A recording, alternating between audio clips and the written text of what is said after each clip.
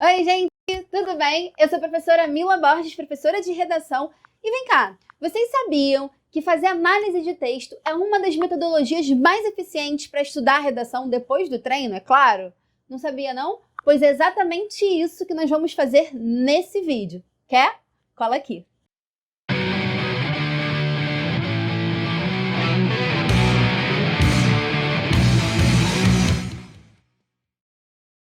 Então, galera, eu já começo esse vídeo pedindo para você deixar aqui o seu like, porque depois as pessoas esquecem de deixar, né? Então já deixa aqui o seu joinha e aproveita ao máximo esse conteúdo. Pega lá seu caderninho para fazer as anotações, porque hoje a gente vai fazer a análise do texto do nosso aluno do Fator, Pedro Assad, que tirou nota 1000 no ano de 2018, quando o tema foi manipulação do comportamento do usuário pelo controle de dados na internet. Então a gente vai analisar toda a estrutura do texto dele, todo o conteúdo, o que ele usou para fazer contextualização, o que ele usou para fundamentar, como que ele problematizou, quais as propostas que ele conseguiu levantar e atribuir aos problemas discutidos. Tudo isso nesse vídeo para você e vai ser bom demais. Já pegou o caderninho? Já? Então beleza, vamos começar? Texto na tela. Introdução. As primeiras décadas do século XXI, no Brasil e no mundo globalizado, foram marcadas por consideráveis avanços científicos, dentre os quais destacam-se as tecnologias de informação e comunicação, TICs. Nesse sentido, tal panorama promoveu a ampliação do acesso ao conhecimento por intermédio das redes sociais e mídias virtuais. Em contrapartida, nota-se que essa realidade impôs novos desafios às sociedades contemporâneas, como a possibilidade de manipulação comportamental via dados digitais. Desse modo, torna-se premente analisar os principais impactos dessa problemática: a perda da autonomia de pensamento e a sabotagem dos processos políticos democráticos. Gente, então, analisando essa introdução, eu já cansei de falar para vocês, né? Vocês sabem disso, tem vídeo aqui sobre introdução, é só dar uma olhadinha lá, que a estrutura perfeita da introdução é contextualização, apresentação do tema, evidenciando o problema e tese com os dois argumentos. E é exatamente isso que ele faz nessa ordem, seguindo exatamente aquilo que eu sempre falo na minha sala de aula. Então, olha só, vamos voltar no texto para vocês analisarem, ó. Quando ele começa falando aí da globalização, do mundo globalizado, das tecnologias de informação, ele está fazendo a contextualização. Na sequência, ele começa a fazer a apresentação do tema, efetivamente falar da manipulação do comportamento do usuário pelo controle de dados na internet, mas sem repetir a frase temática. Então ele vai lá dizendo, ó, esse panorama promoveu a ampliação do acesso ao conhecimento por intermédio das redes sociais e mídias virtuais. Em contrapartida, nota-se que essa realidade impôs novos desafios às sociedades contemporâneas, com a possibilidade da manipulação comportamental via dados digitais. Então ele apresenta de uma forma bem estratégica, bem interessante o tema, e usando marcadores linguísticos, modais, modalizadores do discurso para marcar o posicionamento dele, marcar a opinião dele. Ele vê isso como um grande desafio moderno, um grande desafio odierno, ele coloca, né? Impôs novos desafios às sociedades, então isso é uma forma de marcar posicionamento também. Agora, na sequência, ele vai colocar os dois argumentos que ele vai discutir ao longo do texto. Olha aí, ó. Desse modo, torna-se premente analisar os principais impactos dessa problemática: a perda da autonomia de pensamento e a sabotagem dos processos políticos democráticos. Então, quando o corretor olha essa introdução organizada já com esses dois argumentos, ele já fica conhecendo o projeto de texto do Pedro, já sabe que ele traçou um plano, uma estratégia. Ele pensou previamente antes de sair colocando as ideias no papel, né? Então o corretor espera que no primeiro parágrafo de desenvolvimento o Pedro possa discutir sobre essa questão da perda da autonomia de pensamento e que no segundo ele problematize essa questão da sabotagem dos processos políticos democráticos, tá? Ele traçou uma estratégia, agora o corretor vai ver se ele vai cumprir, beleza? Então, relembrando aqui para vocês e reforçando a estrutura da introdução: contextualização, apresentação do tema evidenciando o problema, tese com os dois argumentos, tá? Vamos agora para o primeiro parágrafo de desenvolvimento, o segundo parágrafo do texto. Olha aí. Em primeira análise, é lícito postular que a informação é um bem de valor social, o qual é responsável por modular a cosmovisão antropológica pessoal e influenciar os processos de decisão humana.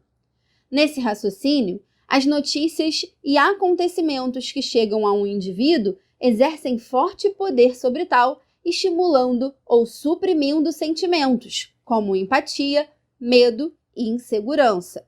É factual, portanto, que a capacidade de selecionar via algoritmos as reportagens e artigos que serão vistos por determinado público constitui uma ameaça à liberdade de pensamento crítico.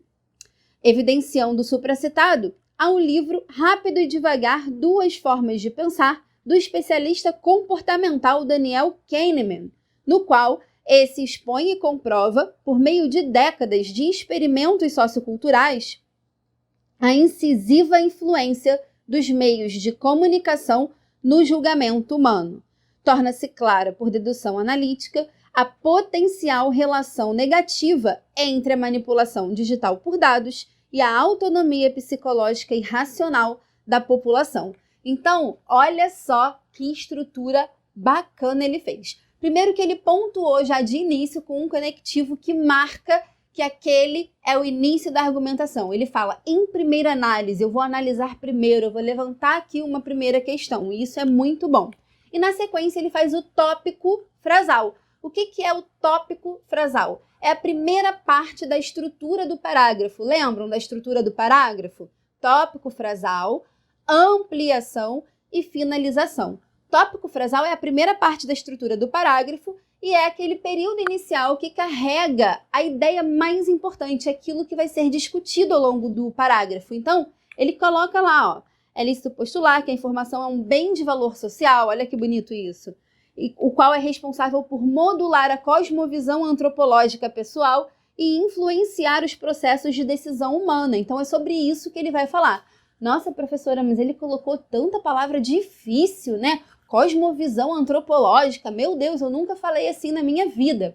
Tudo bem, um vocabulário rico é uma questão de busca, de pesquisa. Ouviu uma palavra diferente que você gostou, que você não conhecia? Anota o significado. Quando der para aplicar na sua redação, aplica. O nome disso é competência linguística. Sabe aquela história do advogado? Às vezes ele não tem nem tantas provas assim, mas ele fala tão bem, ele articula tão bem, ele usa tão bem as palavras que convence. Convicção, e isso aparece também na escolha de registro, na escolha do vocabulário que você usa.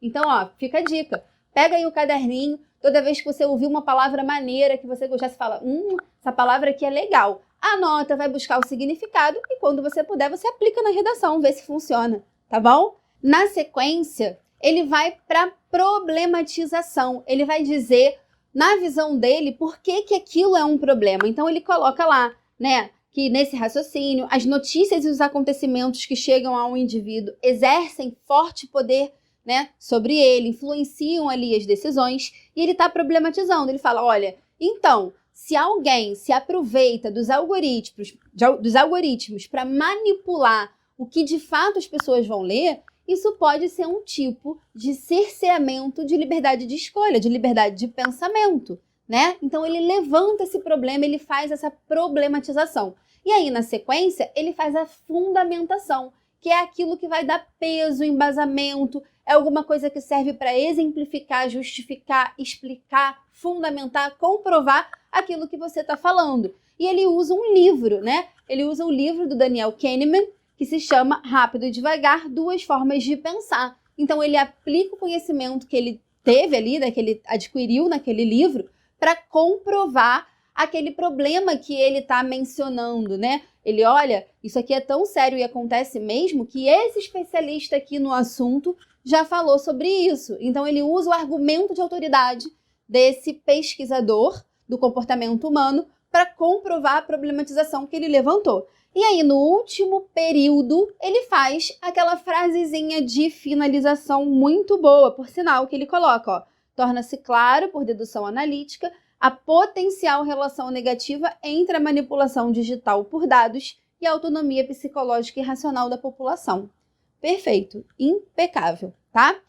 Na sequência, ele vai fazer o mesmo esquema de uma forma um pouco mais condensada, reduzida. Ele fez um parágrafo de desenvolvimento, né? O primeiro parágrafo de desenvolvimento um pouco maior. Nesse segundo, ele foi um pouco mais sucinto, mas cumpriu absolutamente tudo aquilo que a banca quer ver. Olha, ele começa lá com o conectivo. Ademais, é preciso compreender tal fenômeno patológico como um atentado às instituições democráticas. Isso porque a perspectiva de mundo dos indivíduos coordena suas escolhas em eleições e plebiscitos públicos. Dessa maneira, o povo tende a agir segundo o conceito de minoridade do filósofo iluminista Immanuel Kant, no qual as decisões pessoais são tomadas pelo intelecto e influência de outro. Evidencia-se assim que o domínio da seletividade de informações nas redes, como Facebook e Twitter, pode representar uma sabotagem ao Estado democrático.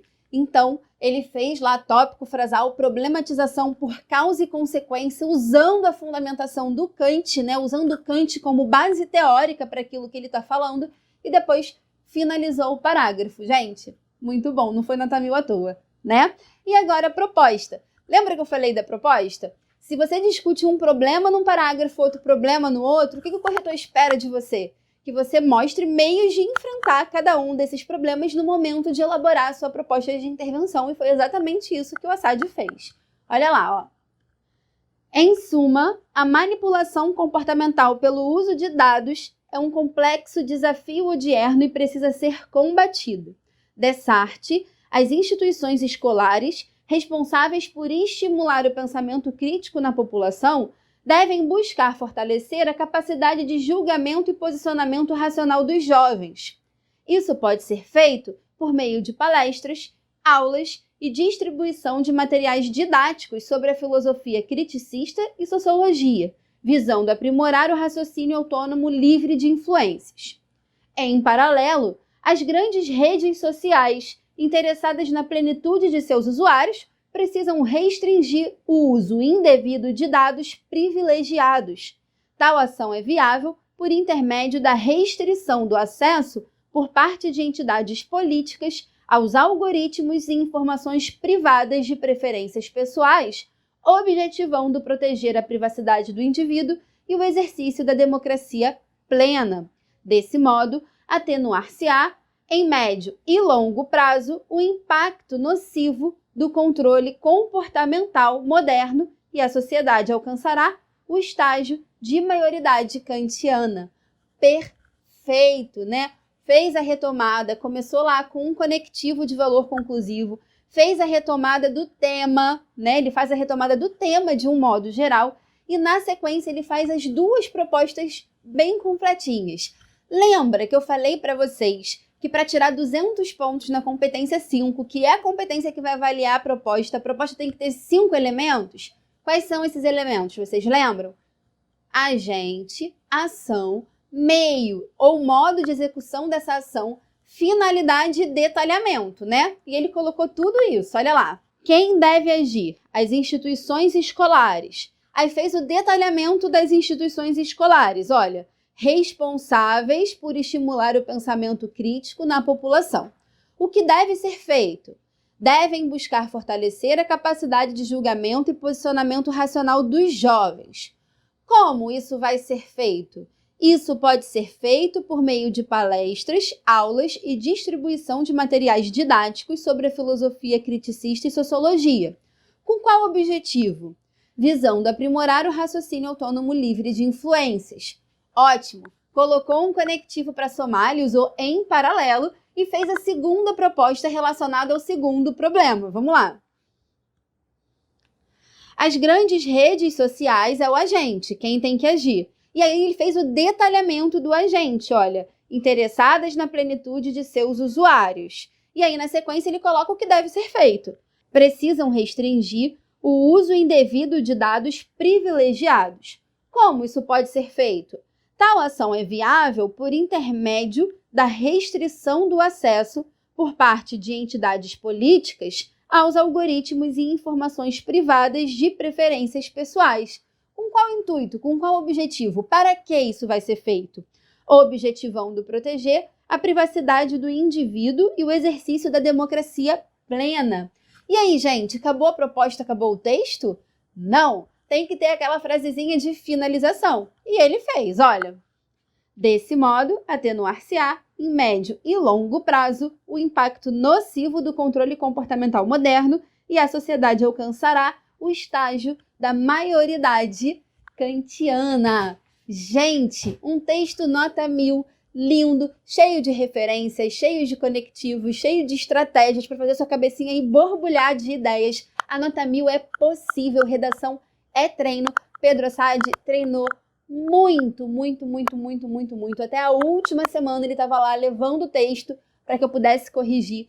Foi muito dedicado e muito eficiente naquilo que ele queria, né? Ele não estudou para tirar 960, ele não estudou para tirar 920, ele estudou para tirar 1000. Ele falava isso, eu vou tirar 1000, eu tô buscando 1000. E ele conseguiu.